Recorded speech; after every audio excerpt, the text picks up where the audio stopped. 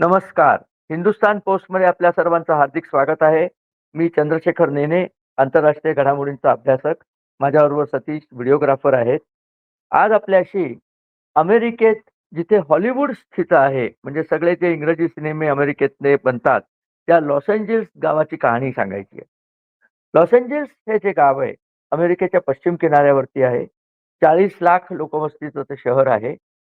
40 लाख लोकवस्तीचं शहर म्हणजे भारतात त्याची काहीच गणना नाही. परंतु अमेरिकेत हे खूप मोठं शहर होतं आणि शहराचा विस्तारही खूप मोठा आहे. मुख्य म्हणजे या शहरात 2 अत्यंत महत्त्वाच्या गोष्टी आहेत. एक म्हणजे तिथे हॉलिवूड आहे. अमेरिकेचे सगळे सिनेमे जे प्रसिद्ध सिनेमे बनतात, ते हॉलिवूड म्हणजे ज्याला सिनेमामध्ये अमेरिकेमध्ये यायचं असतं, भारतातले जसे सगळे होतकरू कलाकार मुंबईला यायला बघतात, तसेच अमेरिकेतले होतकरू कलाकार लॉस एंजेल्सला जायला बघतात. हे त्याचं एक प्रमुख वैशिष्ट्य आहे. तिथेच डिस्नीलँड सुद्धा आहे.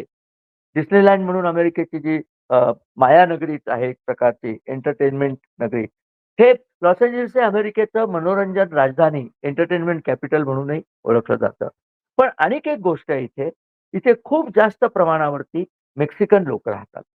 कारण लॉस एंजेलिस हे अमेरिकेच्या दक्षिण सीमेपासून फार लांब नसल्यामुळे आणि मुख्य शहरामध्ये या लोकांना कामं मिळत असल्यामुळे अनेक लोक जसे मुंबईमध्ये येतात, जसे बांगलादेशमधनं लोक कलकत्त्यात येतात, घुसतात ते बंगालमध्ये घुसून येतात कुठे तर कलकत्त्याला येतात. तसेच मेक्सिकन लोक कायदेशीर आणि बेकायदेशीर घुसखोर ज्यांना आपण म्हणतो, ते सगळे लॉस एंजेल्समध्ये पहिले जमा होतात. डोनाल्ड ट्रम्प जेव्हा राष्ट्राध्यक्ष दुसऱ्यांदा झाला, तेव्हा त्यांनी सुरुवातीला सांगितलं होतं, की या घुसखोरांविरुद्ध मला आघाडी उघडायची आहे.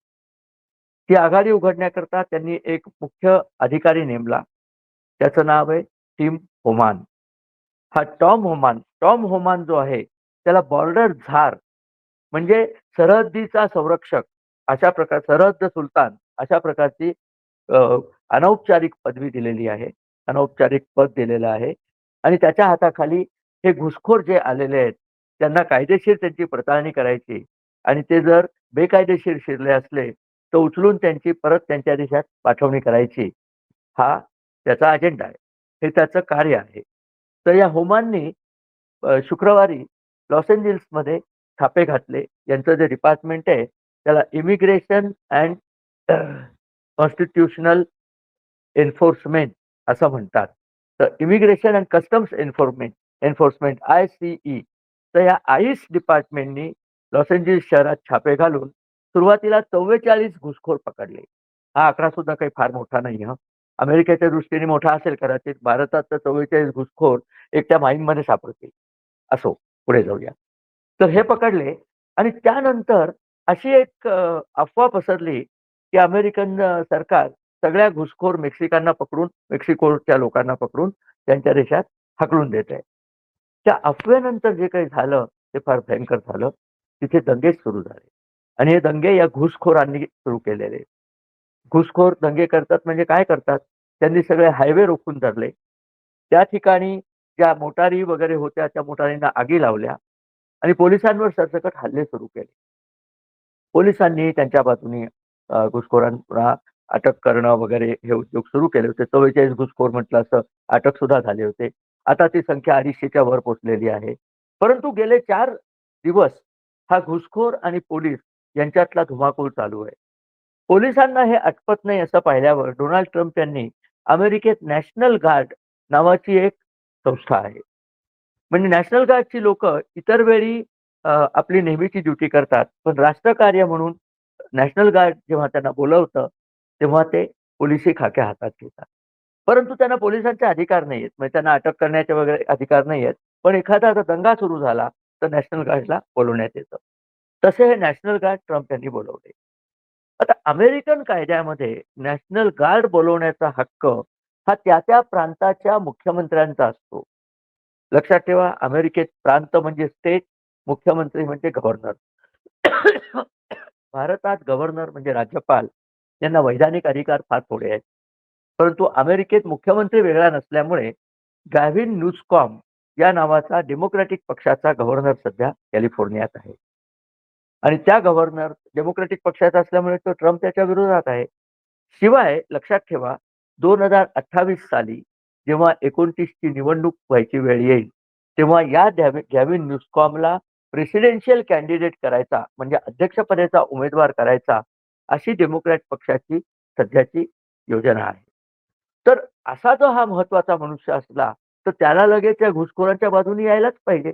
कारण इथले बरेच घुसखोर जे कायदेशीरपणे आलेले आहेत, ते तर मतदार सुद्धा आहेत. लगेच त्यांनी सुरुवात केली, की ट्रम्पनी नॅशनल गार्ड बोलावणं हे गैरकानूनी आहे. हे बेकायदा आहे. कारण कायद्यानुसार हा अधिकार फक्त माझा आहे आणि माझ्या दृष्टीने नॅशनल गार्ड बोलवण्यासारखं काहीच झालं नाहीये. त्यांनी सरळ-सरळ या बेकायदेशीर घुसखोरांची बाजू घेतलेली आहे. आणि आता तर गेले 4 दिवस हा धुमाकूळ चालू आहे आणि हा मुख्यमंत्री आणि राष्ट्राध्यक्ष यांच्यातली भांडणं इतकी चव्हाट्यावर आलेली आहेत, की राष्ट्राध्यक्षांनी सांगितलं, की हा मुख्यमंत्री कुचकामाचा आहे. मुख्यमंत्र्यांनी सांगितलं, की ट्रम्प यांना वेड लागलेला आहे. त्यांनी अनहिंज्ड हे विशेषण वापरलं. अनहिंज म्हणजे ज्याच्या मेंदूचा आणि कॉमन सेन्सचा संबंध तुटलेला आहे. त्यामुळे ट्रम्प वेड्यासारखं वागतोय, ट्रम्प हुकुमशहा आहे. ही भाषा तुम्हाला ऐकू आली का? आपल्या इथे केजरीवाल नावाचा एक मुख्यमंत्री अशीच भाषा करत होता. आणि हाच केजरीवाल नावाचा मुख्यमंत्री हा दिल्लीच्या घुसखोरांच्या बाजूने असतो नेहमी. हे आपण बघितलेलं आहे. ममता जी आहे, ममता दीदी जिला म्हणण्यात येतं, पश्चिम बंगालची मुख्यमंत्री, तिचंही हीच कहाणी आहे. केंद्र सरकारच्या विरोधात आणि सगळ्या घुसखोरांच्या बाजूने. अशी कारण हे घुसखोरातनंच त्यांना मतदार मिळतात ना. मतदार मिळण्याकरता जी काही घुसखोर लोकांना बेकायदेशीर मदत करायची, ती सगळी मदत हे लोकं करतात. केजरीवालचा एक तर आमदार सुद्धा या घुसखोरांना मदत करताना पकडला गेला आणि त्यांनी जातीय दंगे जे जहांगीरपुरीमध्ये झाले दिल्लीत, त्यांनी त्या अमानतुल्ला खान या आमदारांनी त्यात भाग घेतला होता जातीने. असे सगळे पुरावे पुढे आलेले आहेत. अशा प्रकारची माणसं ही राजकारणी लोकं पाळतात आणि राष्ट्रहिताला बाधा आणतात. भारतात सुद्धा यांना चालवून घेतलं जातं. अमेरिकेत यांना चालवून घेतलं जाईल की नाही याचा निकाल आता लागायचा आहे. कारण गेले 4 दिवस झाले. 4 दिवसात ट्रम्पनी 900 अमेरिकन मरीन कमांडो सुद्धा ह्याच्यात पाठवलेले आहेत. आता काय होतं, तुम्ही सैन्य पाठवणं, कमांडो पाठवणं हे तुम्ही करू शकता. पण त्याच्यात एक महत्त्वाची गोष्ट लक्षात घेतल्या पाहिजे, की सैन्याला जे ट्रेनिंग मिळाले असतं किंवा कमांडोंना जे प्रशिक्षण मिळालेलं असतं, ते शत्रूवरती हल्ला करायचं मिळालेलं असतं. ज्यावेळेला तुम्ही सैन्याला आपल्याच नागरिकांवर हल्ला करायला सांगता, कारण काय हे घुसखोर जरी असले, तरी घुसखोरांच्या साथीदार हे केजरीवाल टाइपचे गॅविन न्यूसकॉम आहेतच ना. गॅविन न्यूसकॉम काही घुसखोर नाहीये. तो तर अमेरिकन आहे. डेमोक्रॅटिक पक्ष कार्यकर्ते जर या घुसखोरांच्या बाजूने लढ्यात उतरले आणि जसे आता ते उतरले आहेत असं वाटतंय. आईसला हकलून लावा, नॅशनल गार्डला हकलून लावा. ट्रम्प हे हुकुमशहा आहेत. अशा प्रकारची फलक घेतलेली अ, इथे सगळी रस्त्यावर दिसायला लागलेत आणि ही सगळी गोरी मंडळी आहेत बरं का. काळी मंडळी, काळी म्हणजे अमेरिकेत त्यांना कलर असं म्हणण्यात येतं. म्हणजे जे गोरे नाहीत ते अश्वेत आपण त्यांना म्हणू. ती अश्वेत मंडळी तर या घुसखोरांबरोबर आहेतच. पण त्यांच्यातही बरेचसे असेच असतात. आणि हा थोडासा आहे रे नाही रे वर्गाचाही लढा आहे. गोऱ्या लोकांकरता सहसा थोडे संसाधनं जास्त असतात. त्यामुळे नाही रे वर्ग गोऱ्या लोकांना मारायला बघतो. त्या दृष्टीने म्हणजे मारायला म्हणजे त्यांची संसाधनं त्यांच्याकडे का जास्त आहेत? मी गरीब का? तू श्रीमंत का? अशी भांडणं चालूच आहेत. पण याच्यामध्ये कायदा सुव्यवस्थेचे पूर्ण 12 वाजलेले आहेत. लॉस एंजेलिस शहरात सध्या काही-काही भागात तर अंधाधुंद माजलेली आहे. अहो, या लोकांनी इलेक्ट्रिक कार सोडून ती समोरच्या पोलिसांवरती ढकलली. इलेक्ट्रिक कार ढकलली, पेट्रोल बॉम्ब टाकले, काँक्रीटचे मोठे-मोठे तुकडे, दगड, ग्लास हे सगळं फेकून यांनी लढाईच आरंभलेली आहे. आता अशी लढाई आणि अमेरिकेसारख्या सारख्या ठिकाणी जी जगाला अभिव्यक्ती स्वातंत्र्याचे धडे देते बरं का. भारताला हे सगळे धडे देण्यामध्ये अमेरिका सर्वात पुढे असते, की नाही, नाही तुम्ही हे केलं पाहिजे, तुम्ही ते केलं पाहिजे. आता काय झालं बघा घरी. म्हणजे कॅलिफोर्निया या हा प्रांत हा मुळातच डेमोक्रॅट पक्षाचा गड आहे. जसा पश्चिम बंगाल सध्या ममता दीदींच्या तृणमूल काँग्रेसचा गड आहे, तसाच हा कॅलिफोर्निया प्रांत आहे. त्यामुळे कॅलिफोर्निया प्रांतात नेहमी डेमोक्रॅट पक्षाचीच चलती असते आणि राष्ट्रपती त्यांचा बायडन आला नाही आणि त्यांचा राष्ट्रपती उमेदवार पडल्यामुळे ते भयंकर संतापलेले. हा सगळा इथे आपल्याला राहुल गांधीची सुद्धा आठवण होते, की इतक्या वेळा आपटून सुद्धा त्यांना राज्य सत्ता मिळालेली नाहीये. त्यामुळे अतिशय नैराश्य त्यांच्यात साचलेलं आहे. कुठेतरी दंगा करायचा, कुठेतरी सरकारवर टीका करायची, कुठेतरी लोकांना उद्युक्त करायचं, की हाणा मारा, आपल्याला आता हीच वेळ आहे. हा प्रकार चालू आहे. त्यांच्या दुर्दैवाने ट्रम्पसारखा एक अतिशय कठोर, कर्तव्यदक्ष म्हणण्यापेक्षा कठोर हा शब्द त्यांना जास्ती लागू आहे, की अशा प्रकारचे दंगे आणि हल्ले झाले, तर पंतप्रधान मोदींनी जसा सीएएवरचं ते आंदोलन होतं ना, ते आंदोलन मोदींनी कसं शांततेने हाताळलं. शेतकऱ्यांचं आंदोलन दिल्लीत झालं होतं, ते कसं शांततेने हाताळलं. तसं हाताळण्याचा ट्रम्प यांचा अजिबात हे नाही, स्वभाव नाही. त्यामुळे त्यांनी त्याच्यात सैन्य आता आणायचं ठरवलंय. सैन्य आणण्याच्या मध्ये अमेरिकेत प्रॉब्लेम थोडासा असा आहे, की अमेरिकन कॉन्स्टिट्यूशनची आर्टिकल 2 आणि आर्टिकल 3 याच्याप्रमाणे सैन्याला आणता येत नाही राष्ट्रपतींना डायरेक्ट. त्याला कोर्टाची परवानगी लागते. नॅशनल गार्डला सुद्धा आणण्याकरता त्या प्रांताच्या मुख्यमंत्र्यांची परवानगी लागते आणि तशी परवानगी ट्रम्प यांनी घेतली नाही. म्हणून ते मुख्यमंत्री ऑलरेडी कोर्टात गेलेले आहेत, की ट्रम्प यांनी स्वतःच्या अधिकाराची मर्यादा ओलांडून आमच्यावरती हे नॅशनल गार्ड सोडले. खरं म्हणजे नॅशनल गार्ड सोडण्याची काहीच गरज नव्हती. प्रत्यक्षात काय दिसतंय? रस्त्यावरती अनागोंदी माजलेली आहे. लुटालूट चालू आहे. हायवे ब्लॉक केलेले आहेत. आपल्या दिल्लीत नव्हते का झाले शाहीनबागच्या वेळेला? तसाच प्रकार. सीएच्या वेळेला शाहीनबागने सगळा हायवेच ब्लॉक केला होता. तसाच प्रकार अमेरिकेत लॉस एंजिल्समध्ये झालेला आहे. परंतु मुख्यमंत्री तिथले काय सांगतात, गॅविन न्यूसकॉम, की अशी काही परिस्थिती गंभीर नाहीये. नॅशनल गार्डला बोलवण्याची काहीच गरज नव्हती. पोलीस प्रमुख सुद्धा तिथे म्हणतायत, की लॉ अँड ऑर्डर हाताबाहेर चाललेली आहे. सामान्य टॅक्स पेयर आणि लीगल म्हणजे करदाते आणि जे अमेरिकेचे रहिवासी आहेत, कायदेशीर रहिवासी आहेत, नागरिक आहेत, त्यांचं जीवन दुर्भर झालेलं आहे. का तर हे सगळे जे घुसखोर आहेत, ते एकत्र झालेत आणि त्यांच्या बाजूने अमेरिकेतला प्रमुख विरोधी पक्ष डेमोक्रॅट, जो भारतातल्याही घुसखोरांच्या बाजूने कायमच असतो. असे पक्ष तिथे आहेत अमेरिकेत सुद्धा. त्यामुळे हा प्रकार सुरू झालेला आहे. असं तुम्हाला चीनमध्ये आढळणार नाही. पश्चिम आशियातल्या अरब देशांमध्ये आढळणार नाही. अगदी पाकिस्तानमध्ये सुद्धा आढळणार नाही.